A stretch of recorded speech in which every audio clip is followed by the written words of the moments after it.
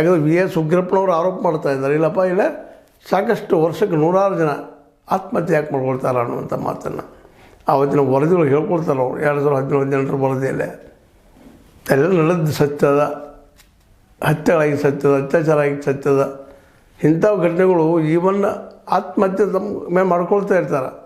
ಯಾಕಪ್ಪ ಅಂತಂದ್ರೆ ನಾವು ಸ್ವರ್ಗಕ್ಕೆ ಹೋಗ್ತೀವಿ ಅನ್ನೋದು ಒಂದು ಭಾವನೆಯಿಂದ. ಹಾಗಾದರೆ ಬಾಲಾಜಿ ಇದು ತಿರುಮಲದಲ್ಲಿ ಯಾಕೆ ಆಗೋದಿಲ್ಲ ಇಷ್ಟೊಂದು, ಶ್ರೀಶೈಲದಲ್ಲಿ ಯಾಕೆ ಆಗೋದಿಲ್ಲ ಇಷ್ಟೊಂದು ಸಾವುಗಳು ಅನ್ನೋ ಮತ್ತು ಪ್ರಶ್ನೆ ಮಾಡ್ತಾ ಇದ್ದಾರೆ. ಅಂದ್ರೆ ಇದಿಲ್ಲೇನು ನಡೀತಾ ಇದೆಪ್ಪ, ತಪ್ಪು ನಡೀತಾ ಇದೆ, ಏನೋ ಆಗ್ತಾ ಇದೆ ಅನ್ನೋದು ಆತಂಕ ವ್ಯಕ್ತಪಡಿಸಿದಾರೆ.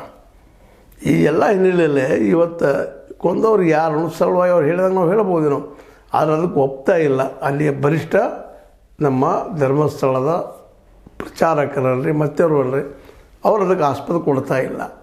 ಈ ಎಲ್ಲ ನೆಲೆಗಟ್ಟಿನಲ್ಲೇ ಇವತ್ತೇನಪ್ಪ ಅಂದ್ರೆ ಮತ್ತಷ್ಟು ಗೊಂದಲ ಆಗ್ತಾಯಿದೆ, ಏನಿರ್ಬೋದು ಸತ್ಯ ಅಂತೇಳಿ. ಆದರೆ ಜನ ಕಲಿಸ್ಲಿಕ್ಕಂತಂದ್ರೆ ಇದ್ರ ಹಿಂದಿದ್ದವ್ರು ಇವರಪ್ಪ ಅಂತೇಳಿ. ಅದರಲ್ಲೂ ಮುಖ್ಯವಾಗಿ ಈಗ ಒಂದೇ ಬಿಂಗಿದವು ನಮ್ಮ ಈಗಾಗಲೇ ನಿಮಗೆ ಹಿಂದಿನ ಎಪಿಸೋಡ್ದಲ್ಲಿ ಹೇಳಿದ್ದೀನಿ. ಫಸ್ಟ್ ದಾಳಿ ಈ ತೇಮ್ರೂಡಿ ಅವರಿಂದ, ಇವ್ರ ಜೊತೆಗಾರರಿಂದ, ಸಾಕ್ಷಿದಾರರಿಂದ ಹೋರಾಟ ನಡೆದ. ಇದನ್ನೆಲ್ಲಪ್ಪ ಸತ್ಯ ಹೊರಗೆ ಬರಲಿ ಅನ್ನುವಂಥದ್ದು.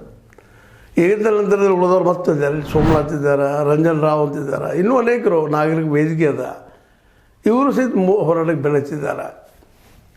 ಇನ್ನು ಇಷ್ಟೆಲ್ಲ ಇಷ್ಟೆಲ್ಲ ನಡೆದಾಗೂ ಸಹಿತ ಇನ್ನೂ ಅದರ ಮುಚ್ಚಿಡುವಂಥ, ಅದನ್ನು ದಾರಿ ತಪ್ಪಿಸುವಂಥ ಕೆಲಸಗಳು ನಡೀತಾ ಇದ್ದಾವೆ. ಹಂಗದನೋ ಇಲ್ಲ ನಿಜವಾಗಿ ಅದು ನಡೆದಿಲ್ಲವೋ ಅನ್ನುವಂಥ ಒಂದು ಪ್ರಶ್ನೆ ಇವತ್ತು ಕಾಣ್ತಾ ಇರ್ತದೆ. ನಡೆದಿಲ್ಲ ಅಂದ್ರೆ ಇವು ಘಟನೆಗಳು ಆದವು ಹೆಂಗೆ, ಯಾರು ಮಾಡಿದರು, ಮತ್ತು ಅಲ್ಲೇ ಪ್ರಶ್ನೆ ಬರ್ತದೆ ಸುತ್ತ ಮತ್ತು ಅದು ಅಲ್ಲೇ ಪ್ರಶ್ನೆ.